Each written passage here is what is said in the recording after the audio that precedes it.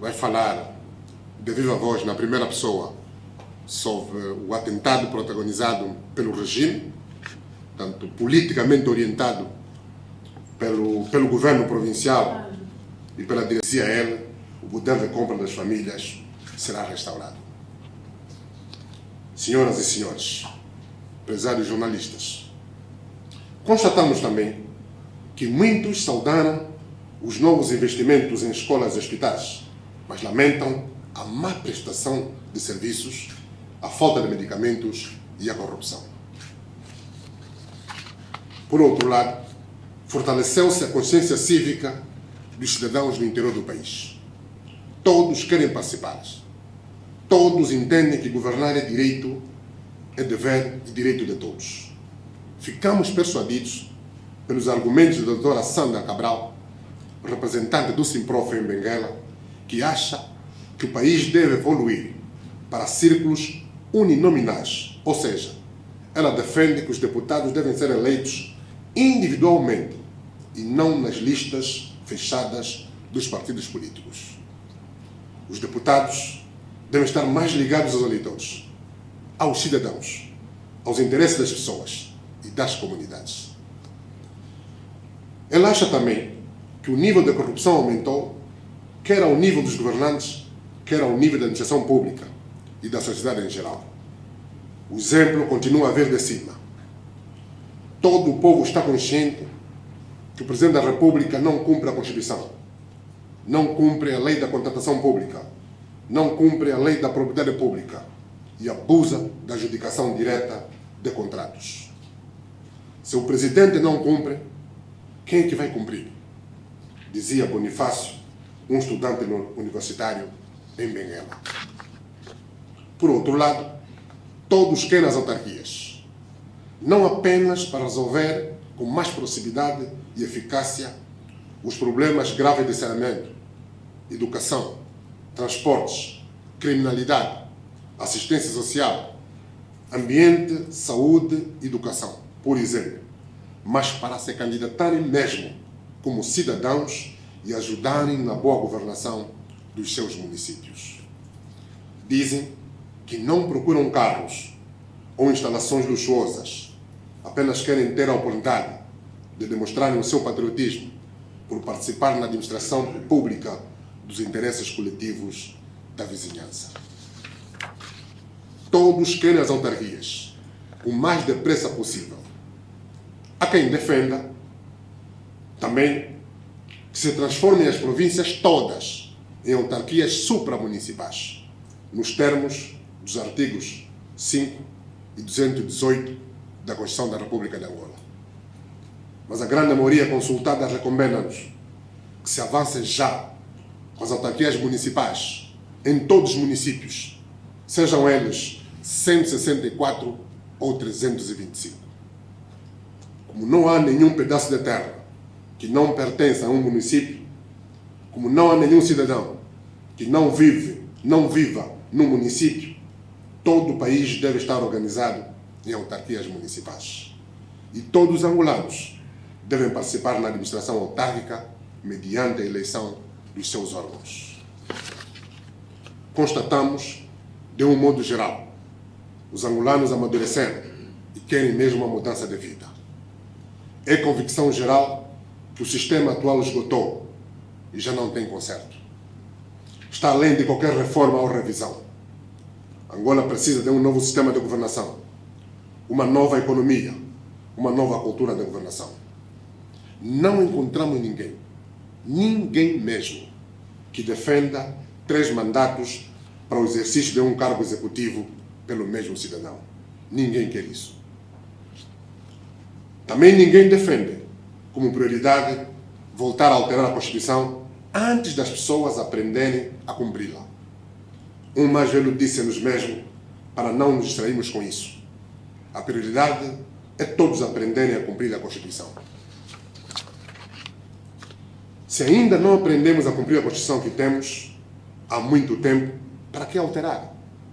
Precisamos mudar o nosso comportamento, a nossa atitude perante a supremacia da Constituição e das leis e abandonar definitivamente a Constituição das ordens superiores. devemos abandonar a Constituição das ordens superiores. Senhores jornalistas, este é, em síntese, o balanço das nossas atividades junto do eleitorado. Aprofundamos a relação de confiança entre o deputado e o povo soberano.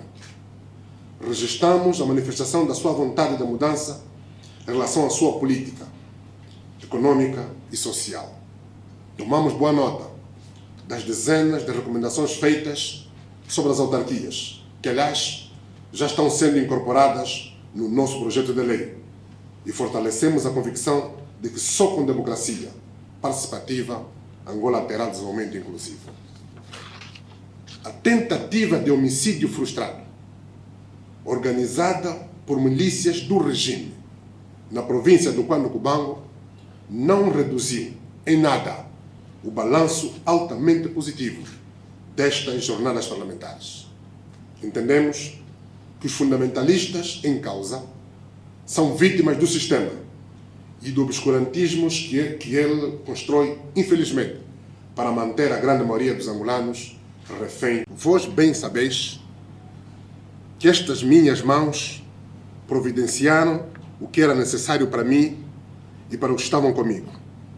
Em tudo vos mostrei que, trabalhando desse modo, se deve ajudar os fracos, recordando as palavras de Jesus Cristo. Há mais felicidade em dar do que em receber. Sentimos-nos felizes por partilhar com algumas famílias, individual e coletivamente, mais de 100 toneladas de bens diversos, medicamentos, cobertores, vestuário, adubos, alimentos como farinha de milho, óleo alimentar, arroz, massa alimentar, sal e até água. Eu repito, sentimos-nos felizes por partilhar com algumas famílias, individual e coletivamente, mais de 100 toneladas de bens diversos, medicamentos, cobertores, vestuário, adubos, alimentos como farinha de milho, óleo alimentar, arroz, massa alimentar, sal e até água. Água. Aprendemos muito nestas jornadas. Um soba, no leste do país, ensinou-nos por parábolas, que o nosso sistema de governação coloca o povo muito distante dos governantes e recursos públicos. Mostrou-se muito preocupado com o facto dos angolanos estarem a ser novamente explorados e maltratados por estrangeiros. Os recursos naturais não estão a beneficiar o povo. Ele diz que vê aviões e caminhões a levarem para o exterior o nosso diamante, o ouro e outros minérios, mas não deixam que o angolano explore as suas próprias riquezas. E se procura explorar alguma coisa para matar a fome, é crime e pode ser morto. Em Malange, a Joana, de 29 anos, contou-nos o seu drama. 4 filhos, já não aguenta com os preços da comida. Para comprar a mesma comida que comprava em dezembro, precisa de ter mais 24 mil kwanzas. Fizemos os cálculos a partir dos números que nos forneceu e concluímos que isto significa um aumento de 23% em 3 meses no mercado informal. Ou seja, a este ritmo, no final do presente exercício, poderemos ter uma inflação anual superior a 80%. A irmã da Joana corrigiu-a quando disse que há produtos em que o aumento do preço foi muito superior aos 23%. O preço da fuba de milho, por exemplo, subiu 70%. A fuba de bombom subiu ainda mais nos últimos 3 meses. A baixa ligeira registrada nos preços do açúcar e da massa não alivia em nada os aumentos brutais verificados na maioria dos produtos, incluindo o carapau, o leite nido e a caixa de frango congelada. As famílias estão mesmo muito mal. Muito mal. Há miséria autêntica em todas as províncias, em particular Luanda. A fome relativa foi promovida a fome generalizada. Nos mercados, as pessoas estão a abrir os pacotes de massa, feijão ou açúcar para partir aos pedaços e vender aos bocados, porque não conseguem pagar por 1 quilo, mas precisam de comer. Constatamos também, nas localidades, junto dos consumidores, que a incapacidade das famílias em fazer face à crise atual deve-se essencialmente a 3 fatores combinados. O primeiro, o ajustamento do preço real do Kwanza face ao dólar e ao euro para não reduzir os rendimentos das grandes empresas importadoras. Eu repito, o ajustamento do preço real do Kwanza face ao dólar e euro para não reduzir os rendimentos das grandes empresas importadoras. A diminuição dos subsídios à gasolina para satisfazer as exigências do Fundo Monetário Internacional. O não ajustamento dos rendimentos dos trabalhadores angolanos aos efeitos perversos daquelas 2 medidas no seu poder de compra. Segundo o jovem Domingos, um economista na UILA, a política atual do governo não foi sensível à perda do poder de compra dos trabalhadores e das famílias. A política econômica do governo foi sensível ao poderoso lobby das importações. Os lucros dos empresários que vivem das importações foram ajustados ao preço do dólar. Já os salários dos trabalhadores, que também vivem das importações, porque quase tudo que consomem é importado, não foram ajustados ao preço do dólar.